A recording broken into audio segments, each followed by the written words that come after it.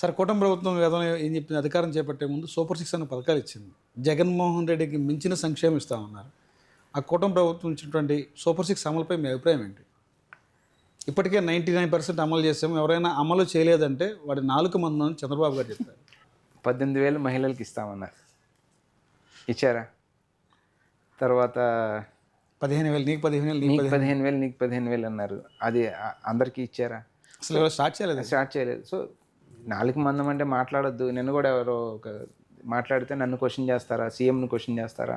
So మేము ఏది చెప్తే అది వినండి, మేము ఏది చేస్తే అది అనుభవించండి తప్ప మా గురించి క్వశ్చన్ చేయొద్దు అనే పరిస్థితుల్లో వీళ్ళు ఉన్నారు తప్ప అవినీతి ఆరోపణల గురించి జనసేన ఎమ్మెల్యేలు మాట్లాడారు. అవును.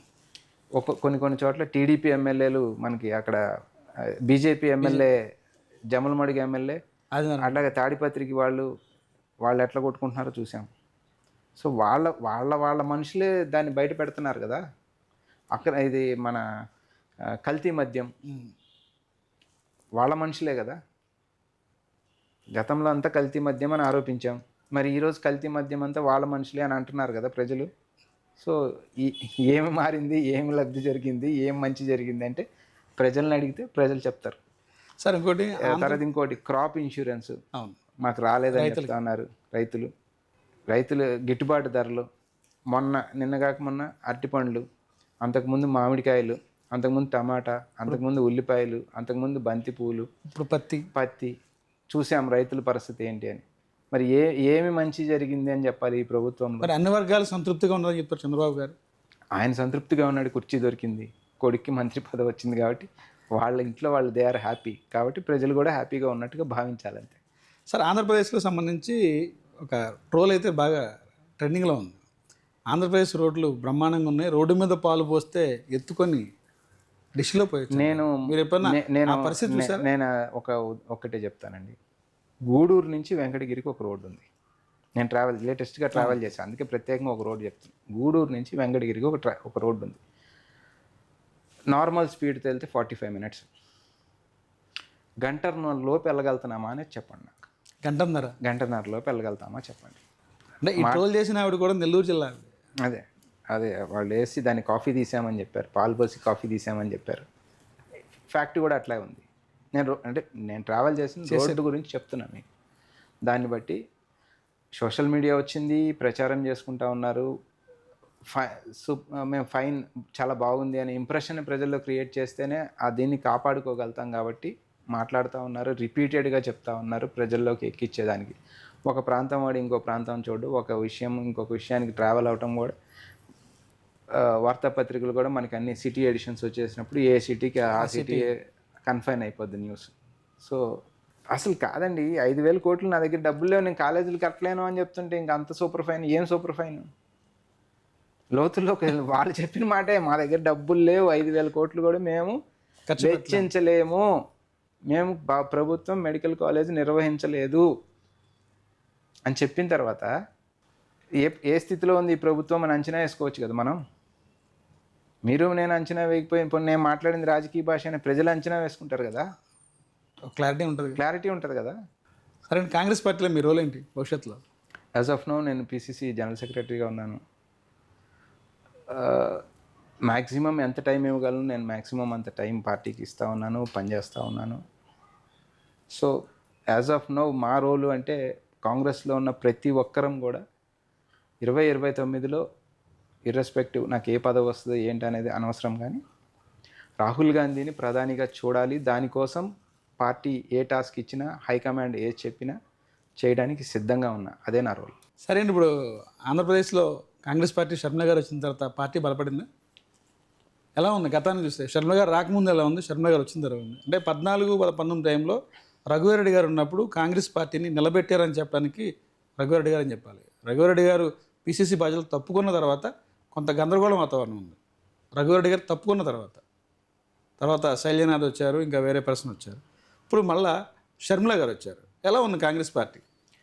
అంటే రఘువీరారెడ్డి గారు PCC ప్రెసిడెంట్గా ఉన్న తరుణంలో 2014 నుంచి 2019 వరకు, బహుశా ఆయన 1900 రోజులో ఏమో PCC ప్రెసిడెంట్గా ఉన్నారు. 1900 రోజుల్లో 1825 రోజులు we are on streets. And different issues వివిధ కారణాలతో ప్రభుత్వం పైన పోరాటం చేస్తూ 1825 రోజులు రోడ్లపైన ఉన్నాం. తర్వాత I don't know whose decision ఎట్లా నాకు తెలియదు, కానీ చంద్రబాబు నాయుడు గారు గెస్ట్ చేశారు, ఈ పార్టీ బలపడింది, దీని ఓటు శాతం 9 నుంచి 10% పెరిగింది, సో దెబ్బ తగులుతుంది అని గెస్ట్ చేసి, మేము ప్రజల గురించి ఆలోచించుకుంటా, ప్రజల గురించి మాట్లాడుకుంటా, ప్రజల గురించి పోట్లాడుకుంటూ వెళ్తున్నాం. కానీ అతను స్ట్రాటజీస్లో చాలా ఆరితేరిన అతను. తెలివిగా మా ఓటు శాతం పెరిగింది ఆంధ్రాలో, పొత్తొచ్చి తెలంగాణలో పెట్టుకున్నాడు. అంటే లిట్మస్ టెస్ట్ ఇక్కడ చేశాడు, ప్రజలు తిరస్కరించారు. ఆ టైంలో బీజేపీ మీద కొన్ని ఆరోపణలు కూడా చేశారు. వెంటనే అక్కడ తూచి అన్నారు. సో అక్కడ మాకు చాలా గట్టి దెబ్బ తగలటం జరిగింది. ఏదైతే ఆ పోరాటం యొక్క ఫలితం మాకు పార్టీకి రావాల్సింది ఉందో, రఘువీరారెడ్డి గారి యొక్క ఇది అక్కడ రావాల్సిన ఇది డెఫినెట్గా దెబ్బ తగిలింది. తర్వాత శైలజానాథ్ గారు వచ్చారు. ఆయన వచ్చిన తర్వాత ఆల్మోస్ట్ 2 years కరోనా పీరియడ్, కోవిడ్లో. బట్ స్టిల్ ఆయన శక్తి మేరకు ఆయన తిరిగారు, పనిచేశారు. ఆ తర్వాత రుద్రరాజు గారు వచ్చారు. రుద్రరాజు గారు ఈజ్ ఆర్గనైజేషన్ మ్యాన్. గ్రౌండ్ నుంచి ప్రతి ఒక్క పాయింట్ ఆయన ఎన్ఎస్యూ నుంచి వచ్చారు, ప్రతి ఒక్కటి తెలుసు. Is an organization man. స్లోగా దాన్ని బిల్డ్ చేసుకుంటూ వచ్చాం, కమిటీలు వేసాం. ఈలోపు రాజశేఖర రెడ్డి గారి బిడ్డ ఈమె వచ్చి పార్టీలో జాయిన్ అవటం, ఈమెకి పిసిసి పగ్గాలు అప్పచెప్పడం, ఎలక్షన్ జరగటం. సో ఎలక్షన్ జరిగినప్పుడు ఆ ఉద్రిక్తలు అంటే తెలుగుదేశం అండ్ వైసీపీ 2 బలమైన మదపటి ఏనుగులు. సో ఈ ఏనుగుల మధ్యలోకి మేము రావడం జరిగింది. సో దాంట్లో కొంత మా సక్సెస్ని మేము నిలబెట్టుకోలేకపోయాం. అక్కడ ఎలక్షన్లో ఇది ఓటు రాకపోవడంతో పార్టీ బాగా డిమోరలైజ్ అయింది. డెఫినెట్గా పార్టీ డిమోరలైజ్ అయింది. ఇప్పుడిప్పుడే దాని నుంచి తేరుకొని మళ్ళా సంఘటన సృజన అభియాన్ని కొత్తగా డిసిసిల్ని ఎన్నుకోవడం కేంద్రం నుంచి వచ్చి, సో ఆన్ ప్రాసెస్ స్టార్ట్. డెఫినెట్గా షర్మిలమ్మ ఆమె చేయగలిగిన శక్తి మేరకు ఆమె పోరాటం చేస్తూ ఉన్నారు. Every issue she is addressing. మీరు గమనిస్తే రాష్ట్రంలో ఉన్న ప్రతిపక్షాలు అడ్రస్ చేయలేని చాలా విషయాలు కూడా ఆవిడ అడ్రస్ చేస్తూ ఉన్నారు. సో డెఫినెట్గా కాన్ఫిడెన్స్, ప్రజల కాన్ఫిడెన్స్ పొందుతాం. ఇంకొకటి కూడా ముఖ్యంగా ఏంటంటే, కేంద్ర పార్టీ ఎంత బలపడితే ఆ రిపర్క్యులేషన్స్ ఇక్కడ రాష్ట్రం మీదకి వస్తాయి. సో దానివల్ల కూడా కొంత. సార్, గతంలో 14-19లో యాక్టివ్గా ఉన్నటువంటి రఘువరెడ్డి గారు మళ్ళీ ఇప్పుడేమన్నా కాంగ్రెస్ పార్టీలో యాక్టివ్ అయ్యే పరిస్థితి ఉందంటారా?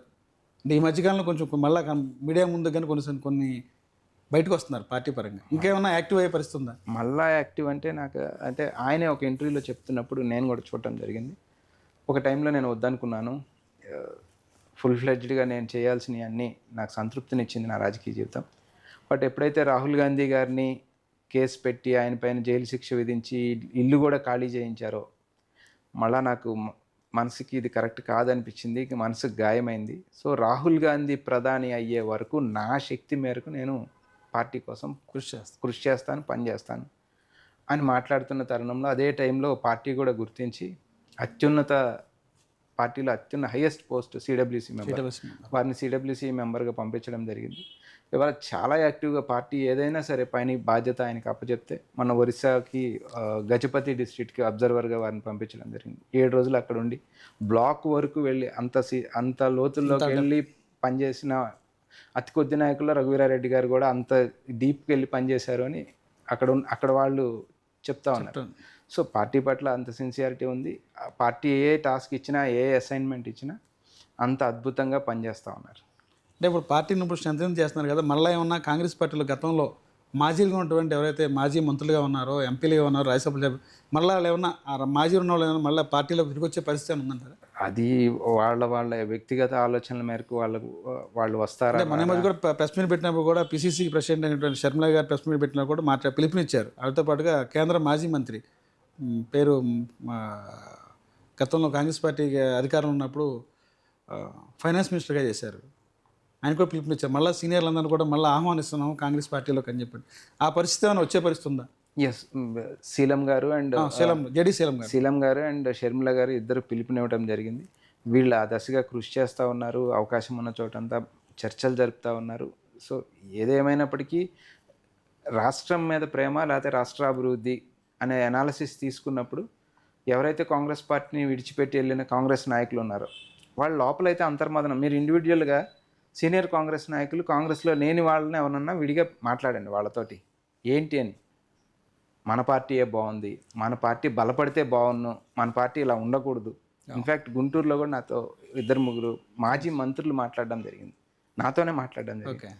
ఇలా ఉండకూడదయ్యా, కాంగ్రెస్ బలపడాలి, కాంగ్రెస్ బాగుండాలి అనే మాట మాట్లాడడం జరిగింది. సో కొంత బలం వచ్చిన తర్వాత అప్పుడేమైనా ఇటు చూస్తారేమో అనే నమ్మకం అయితే ఉంది, వస్తారు డెఫినెట్గా. సరే 29 ఎన్నికల్లో ఏమన్నా కాంగ్రెస్ పార్టీ నుంచి అధ్యక్ష అనే అవకాశం ఉంటుంది అసెంబ్లీలో ఆంధ్రప్రదేశ్ నుంచి 175 నియోజకవర్గాల్లో? యాక్చువల్గా మొన్ననే ఉండుండాలి ఆ ప్రయత్నం. బట్ విచ్చలవిడి డబ్బు, అంత డబ్బు పెట్టే పరిస్థితుల్లో కాంగ్రెస్ పార్టీ లేదు. సో జాతీయ పార్టీ కాంగ్రెస్ పార్టీ జాతీయ పార్టీ అయినా కూడా ఇప్పుడు మీరు మంచి మాట చెప్పారు, ఎన్నో అవినీతి ఆరోపణలు, ఎంత బుడద జల్లాలో అంత బుడద కాంగ్రెస్ పార్టీ మీద జల్లారు. ఇవాళ కాంగ్రెస్ పార్టీ దగ్గర డబ్బు ఎక్కడ ఉంది అంటే కాంగ్రెస్ పార్టీ దగ్గర డబ్బు లేదు. ఇవాళ భారతీయ జనతా పార్టీ దగ్గర ఉన్న దాంట్లో 10% కూడా కాంగ్రెస్ పార్టీ దగ్గర లేదు. మరి అన్ని వాళ్ళు చెప్పిన అవినీతులు కనుక నిజమే అయ్యి ఉంటే కాంగ్రెస్ పార్టీ ఈరోజు డబ్బుల గురించి తడుముకోలేని అవసరం లేదు కదా.